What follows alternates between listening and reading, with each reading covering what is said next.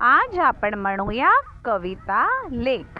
लेख तांबडे कुंदन, लेख हिरवे गोंधण, लेख झाडाची पालवी, लेख हाडाचे चंदन, लेख असता मनाची सारी काळजी मिटते, लेख असता घराची रोज समय पेटते, लेख नसता घरात आस लागते उरास, वेळ जागीच थांबते आणि मनही उदास, अशी चिमणी बोलकी साऱ्या घरात हसते, थोडे रागावले तर मग रुसून बसते, सारे जगही रुसले तरी पर्वा करू नये, पण आपली पाकडी कधी कधी रुसू नये, फक्त लेकीला कळते अरे निसर्गाची भाषा, काड्या रात्रीला लागते